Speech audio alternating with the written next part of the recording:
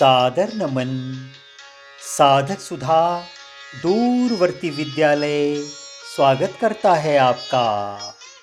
नवरात्र का 8वां दिन, माँ महागौरी की पूजा विधि, मंत्र, भोग और कथा।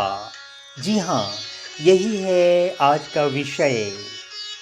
शारदीय नवरात्र अब अंतिम पड़ाव पर पहुंच चुके हैं। आज माँ दुर्गा के 8वें स्वरूप महागौरी की पूजा की जाती है। 8वें दिन महागौरी की पूजा देवी के मूल भाव को दर्शाती है। देवी भागवत पुराण के अनुसार माँ के 9 रूप, 10 महाविद्याएं सभी आदि शक्ति के अंश और स्वरूप हैं, लेकिन भगवान शिव के साथ उनकी अर्धांगिनी के रूप में महागौरी सदैव विराजमान रहती हैं। इनकी शक्ति अमोघ और सद्य फलदायिनी है। नवरात्र की अष्टमी तिथि को विशेष महत्व रखती है यह, क्योंकि कई लोग इस दिन कन्या पूजन करके अपना व्रत खोल देते हैं। देवी भागवत के अनुसार देवी पार्वती का जन्म राजा हिमालय के घर हुआ था। देवी पार्वती को मात्र 8 वर्ष की उम्र में अपने पूर्व जन्म घटनाओं का आभास हो गया था और तभी से उन्होंने भगवान शिव को पति के रूप में प्राप्त करने के लिए तपस्या प्रारंभ कर दी थी। अपनी तपस्या के मध्य माता केवल कंदमूल फल का ही खाती थी, पत्तों का आहार करती थीं। बाद में माता ने केवल वायु पीकर तप करना प्रारंभ कर दिया। तपस्या से देवी पार्वती को महान गौरव मिला, इसीलिए उनका नाम महागौरी पड़ गया। इस दिन दुर्गा सप्तशती के मध्यम चरित्र का पाठ करना विशेष फलदायी माना जाता है। माता की तपस्या से प्रसन्न हुए भगवान शिव। उन्होंने कहा, गंगा स्नान कर लीजिए। जिस समय माँ पार्वती स्नान करने गई, तब देवी का एक स्वरूप श्याम वर्ण के साथ प्रकट हुआ, वही तो कौशिकी कहलाई, और एक स्वरूप उज्ज्वल चंद्रमा के समान प्रकट हुआ, वही महागौरी कहलाई।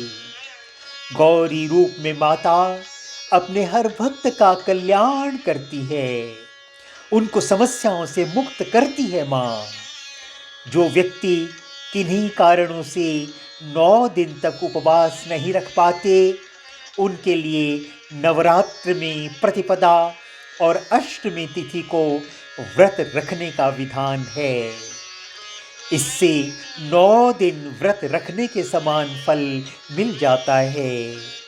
देवी भागवत पुराण के अनुसार महागौरी वर्ण पूर्ण रूप से गौर है और इसके वस्त्र और आभूषण भी सफेद रंग के हैं। माता का वाहन वृषभ है, बैल है। माँ के दाहिने हाथ अभय मुद्रा है। अभय मुद्रा में उठा रहता है इनका दाहिना हाथ, और नीचे वाला हाथ माँ दुर्गा की शक्ति का प्रतीक त्रिशूल है। महागौरी के बाएं हाथ के ऊपर वाले हाथ में शिव का प्रतीक डमरू भी है। डमरू धारण करने के कारण इन्हें शिवा भी कहा जाता है। माँ के नीचे वाला हाथ अपने भक्तों को अभय देता हुआ वरद मुद्रा में रहता है। माता का यह रूप शांत मुद्रा में ही दिखाई देता है। इनकी पूजा करने वालों के समस्त पाप नष्ट हो जाते हैं। देवी भागवत पुराण के अनुसार नवरात्र की अष्टमी तिथि को माँ को नारियल का भोग लगाना चाहिए। भोग लगाने के बाद नारियल को या तो ब्राह्मणों को दे दें या प्रसाद रूप में वितरित कर दें। जो भक्त हलवा पूड़ी, सब्जी और काले चने का प्रसाद विशेष रूप से बनाते हैं, उन्हें वह भी करना चाहिए। महागौरी को गायन प्रसिद्ध पसंद है। जी हाँ, गायन और संगीत अति प्रिय है महागौरी को। गुलाबी रंग के वस्त्र प्रिय हैं उन्हें। गुलाबी रंग प्रेम का प्रतीक भी है। एक परिवार को प्रेम के धागों से ही गूंथ कर रखा जा सकता है। इसलिए नवरात्र की अष्टमी को गुलाबी रंग पहना अत्यंत शुभ माना गया। जी हाँ, नवरात्र की अष्टमी को गुलाबी रंग पहनना शुभ होता है। आइए आज ध्यान कर लें भगवती का। श्वेते वृषे समारूढ़ा श्वेतांबरधरा शुचि महागौरी शुभं दद्यान् महादेव प्रमोददा। या देवी सर्वभूतेषु महागौरीति संस्थिता। नमस्तस्यै नमस्तस्यै नमस्तस्यै नमो नमः।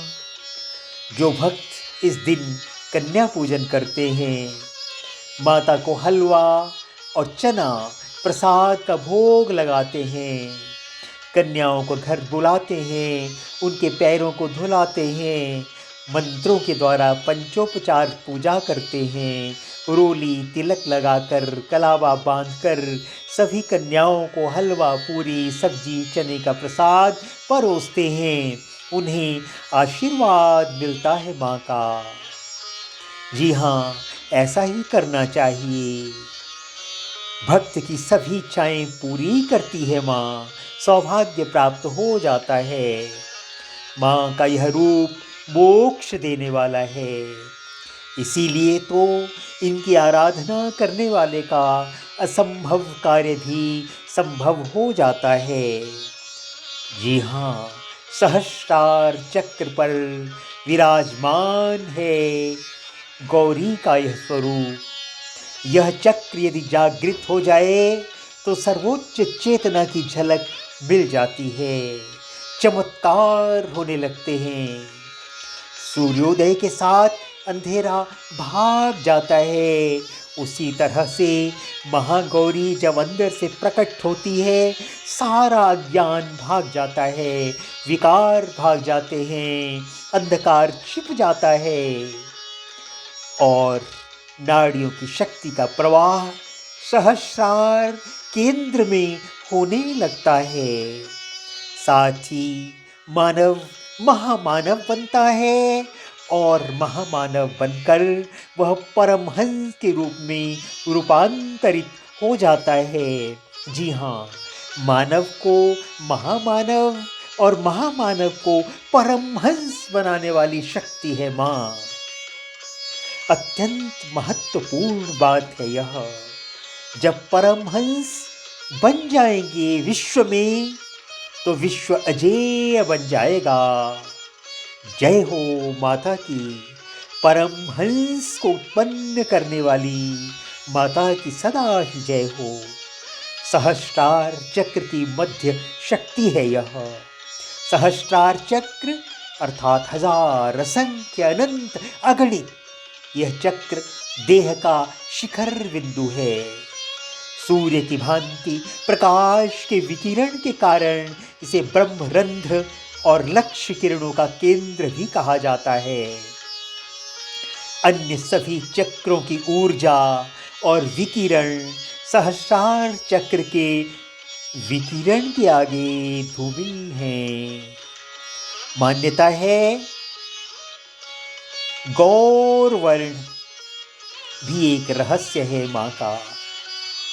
उनकी गौरता की उपमा कुंद के फूल से की जाती है। शंख से की जाती है, चंद्रमा से की जाती है। गौरी, महागौरी कोई विशेष रंग या गुण नहीं, वह तो शुद्ध प्रकाश है, अंतर्मन का महाआकाश है। जय महागौरी जगत की माया, जय उमा भवानी जय महामाया। हरिद्वार कनखल के पासा, महागौरी तेरा है निवासा।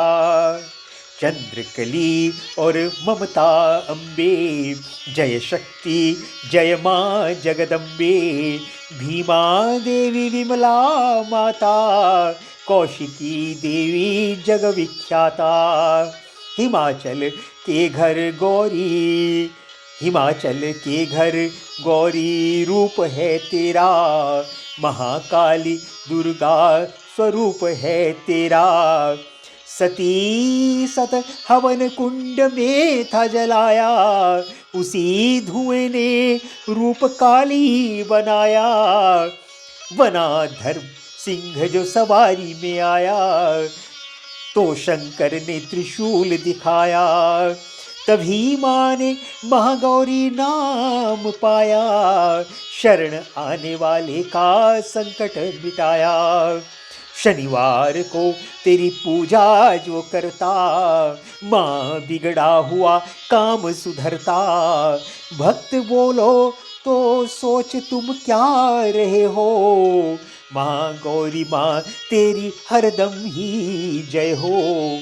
महागौरी माँ तेरी हरदम ही जय हो, महागौरी माँ तेरी हरदम ही जय हो। धन्यवाद, तन्मयता से सुना, बहुत बहुत धन्यवाद। पुनः मिलेंगे, तब तक सादर नमन। आपका अपना रवि।